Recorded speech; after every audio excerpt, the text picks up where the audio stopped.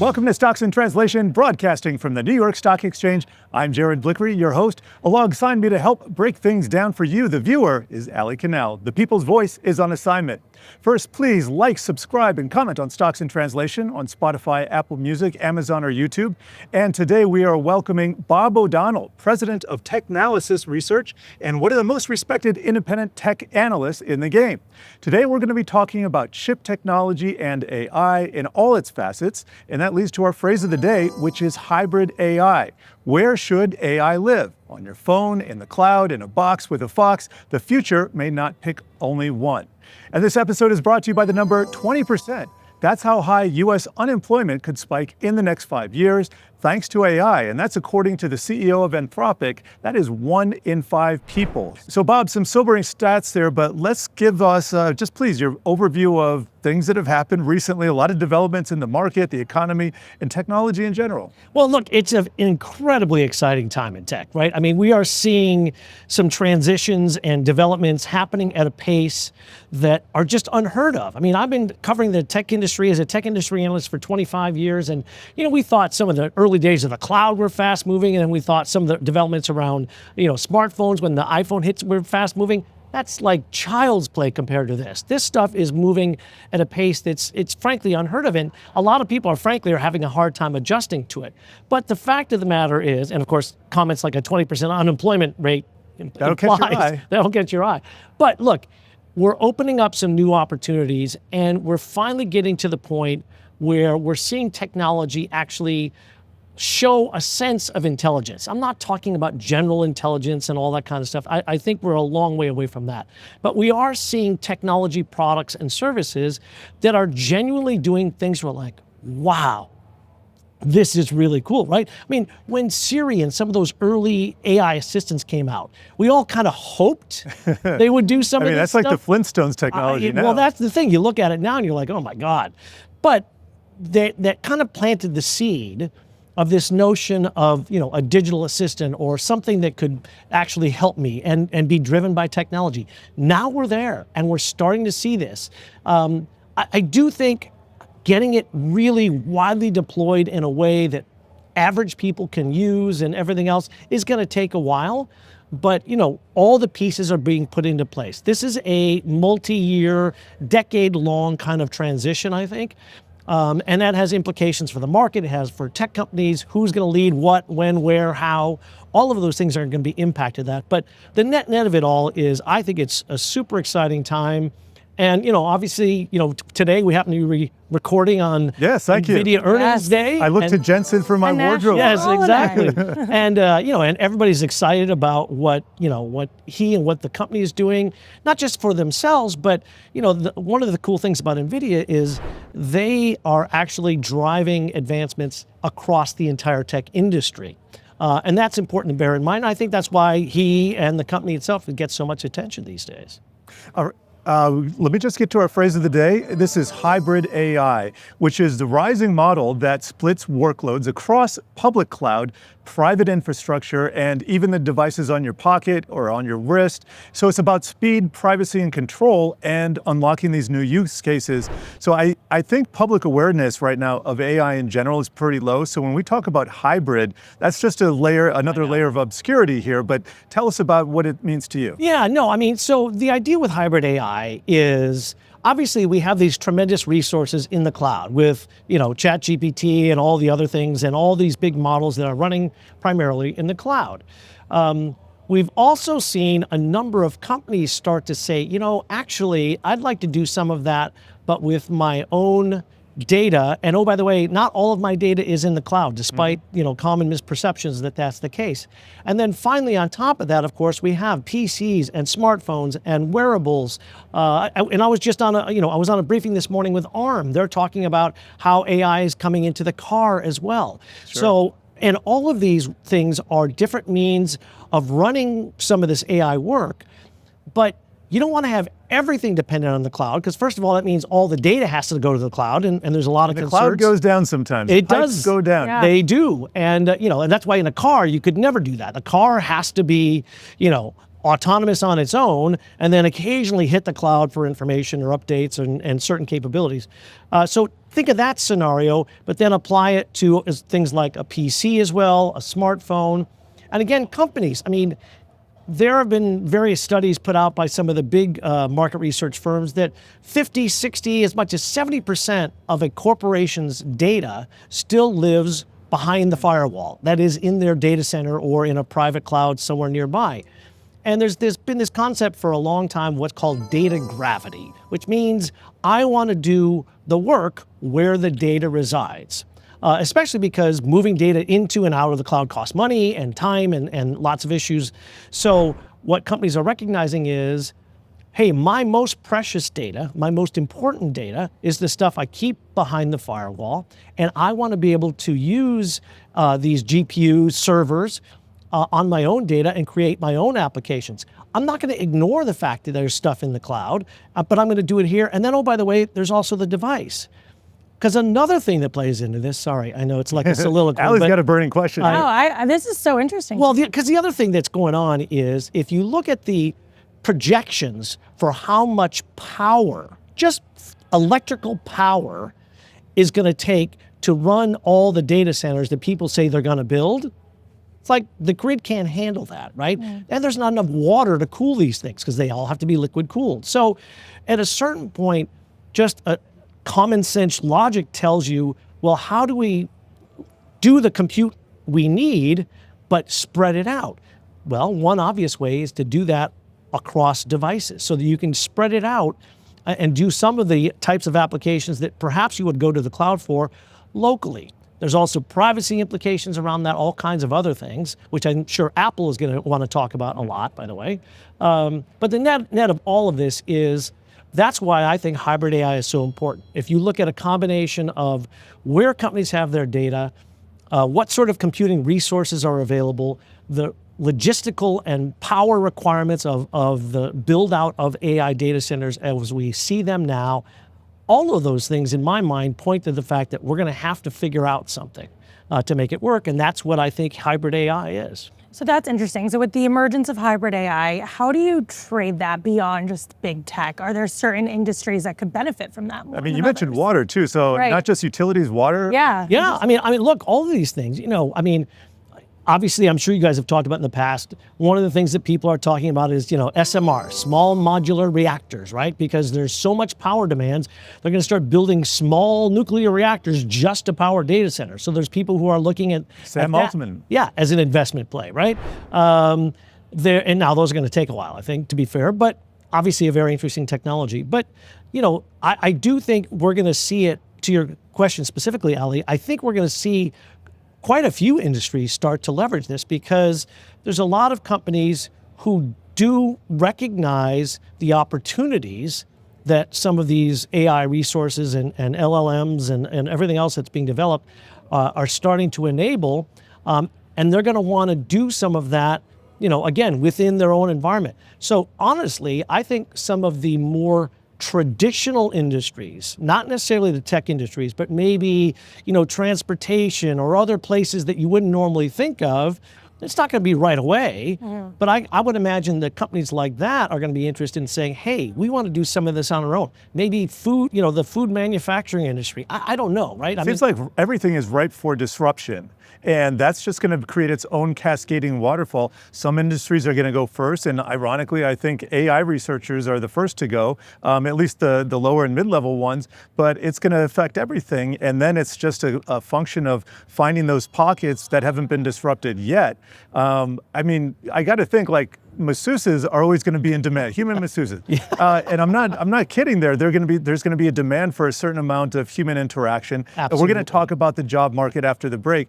But just thinking about the markets here, so what are the plays in AI right now? Because it looks like the NVIDIA, and we don't know what's going to happen this afternoon, but that trade, the AI trade, looks a little bit long in the tooth. It's going to go through cycles here. Maybe there's going to be some bumps in the road. What do you like right now?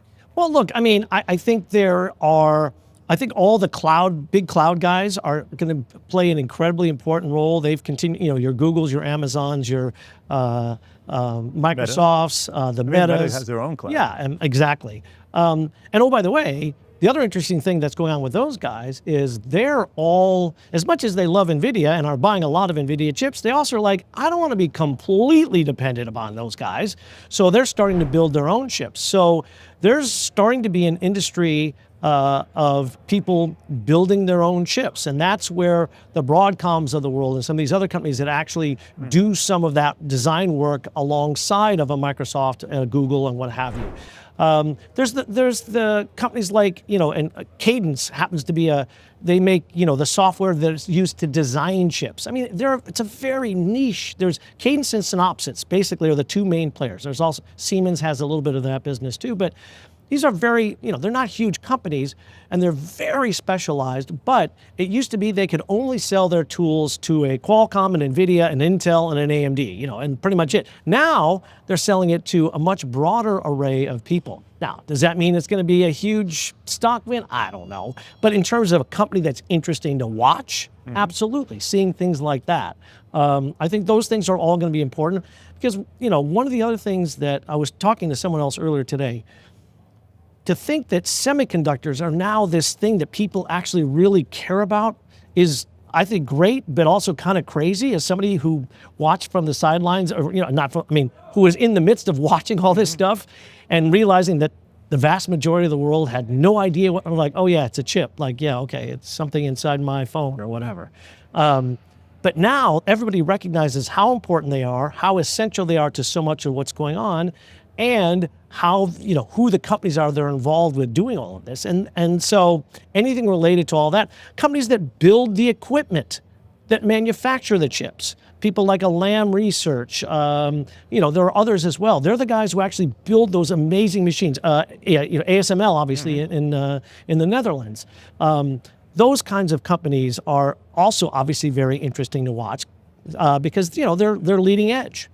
All right, hold that thought. We need to take a short break. But coming up, we are talking AI taking over jobs, plus a musically themed runway showdown that dials back the clock 1 century. Stay tuned.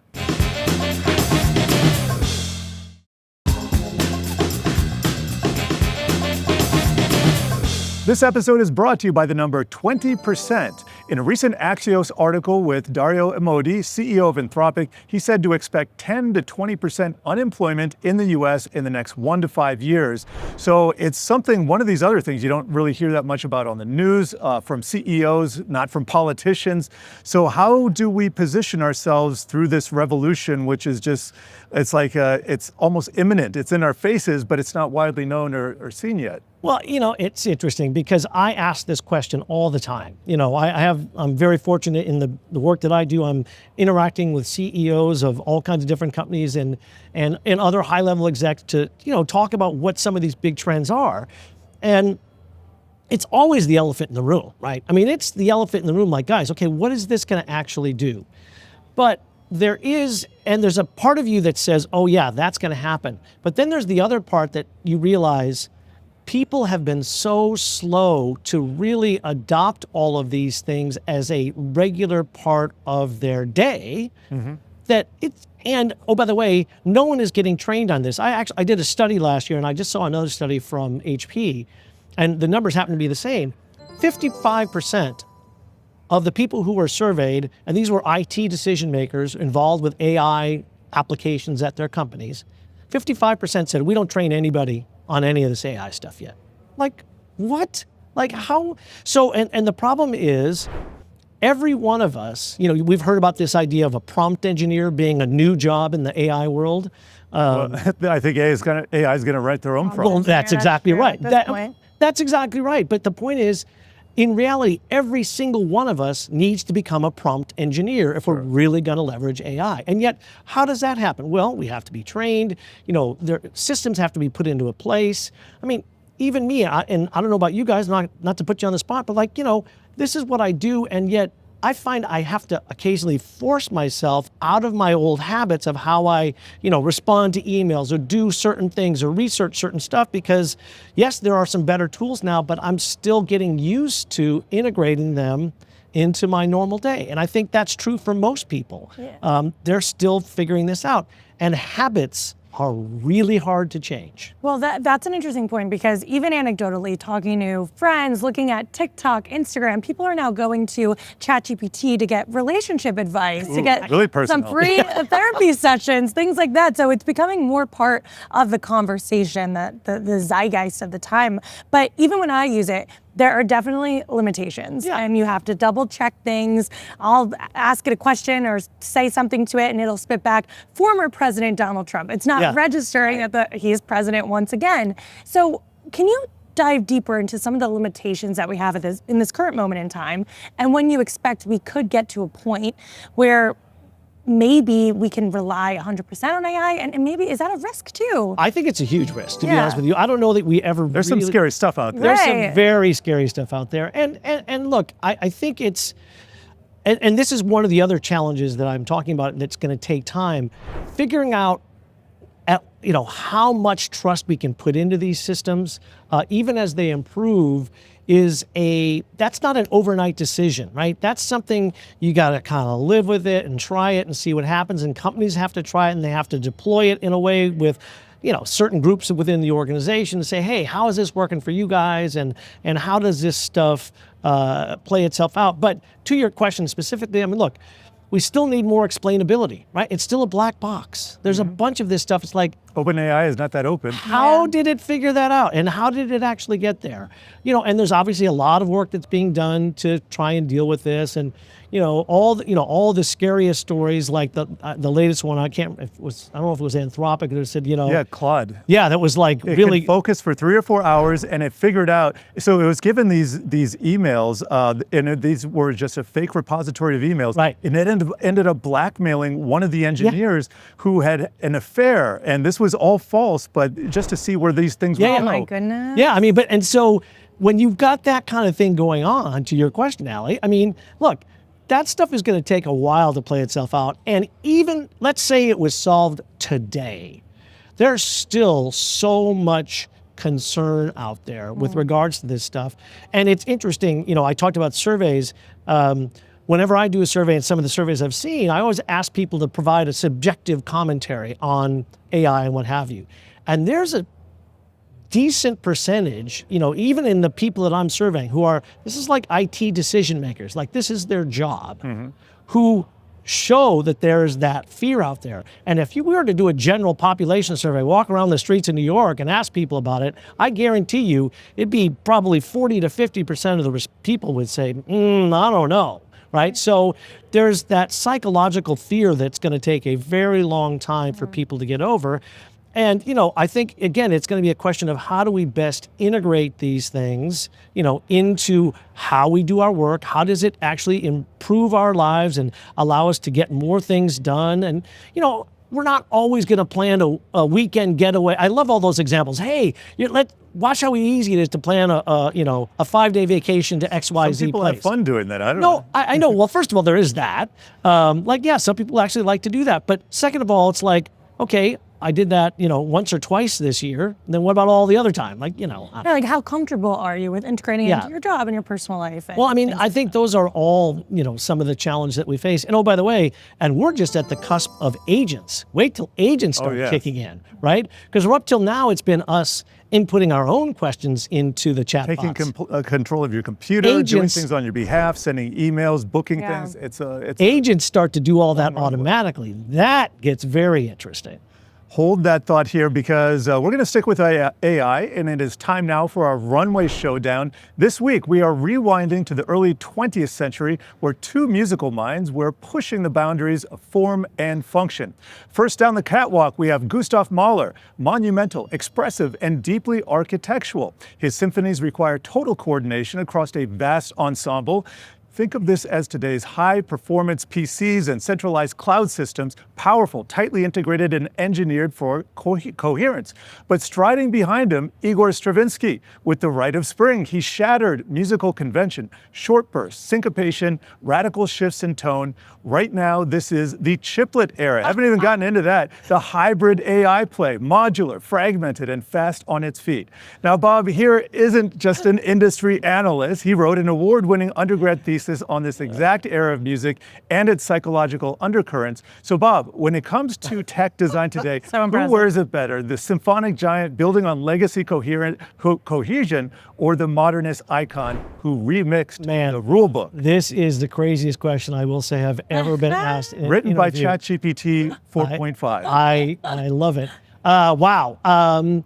You know, I like both. I happen to like Stravinsky better personally. That's just my musical taste. But, you know, look, there are elements, to be honest with you, and I hate to be copping out like this, but they both kind of work together, because actually the notion of what the chiplets are doing in terms of chip design, where you bring together all these different elements together and you package them. Kind of like a bespoke chip. Yeah. All of that allows then these systems to operate more efficiently. And in fact, getting back to some of the comments I made earlier, people who are doing some of these custom accelerator chips, like I said, the Googles and the Microsofts and the Amazons and what have you, some of what they're doing is they're taking stock ARM CPUs or an Intel or an AMD CPU, combining it with their stuff. In fact, one of the things that NVIDIA just introduced at Computex was this idea of opening up their NVLink connection between their CPUs and the GPUs. They said, hey, as long as you have one side be NVIDIA, we'll combine somebody else's, like Qualcomm. I was just talking to the CEO of Qualcomm last night. They were talking about the fact they now have a CPU that will connect to an NVIDIA GPU, that they're going to be one of the companies that does this. There'll be other ARM-based providers as well. And so it's those chiplet things come together to enable those bigger systems that are orchestrating and providing all the services. So I know it's not a direct answer, but we'll take it. And last one to you, Allie. We got a minute left. I guess just to bring it back to the company we all love to talk about all the time, NVIDIA. Is NVIDIA always going to be this AI godfather, so to speak? And has this been a long time coming for It has been a long time coming. I mean, I think part of the reason why Jensen gets so much credit is he foresaw this a long time ago. And he built all the tools that he needed to do, right? The CUDA software he always talks about. That was like 2011. Yeah, I mean, exactly. All the chips. I mean, you know, I mean, remember, this guy started out making chips to make Doom play faster, right? I mean, that's it. And to see how far he's come with this, and to recognize the enabling that NVIDIA has done, that's why I think they have, you know, they're a very interesting player, because, and by the way, Jensen is happy to sort of share that wealth, so to speak. You know, there's enough to go around. There's enough to go around, and he's like, hey, I love partnering with these guys, and I love partnering with these guys, and these guys, and these guys, and these guys, and all of it feeds into his ecosystem. Then he, in turn, provides other pieces that they can leverage. So, you know, it's very much of a nice community building upon each other. And that is 24 minutes of Stocks in Translation right there. Be sure to check out all the other episodes on the Yahoo Finance website or wherever you find your podcasts.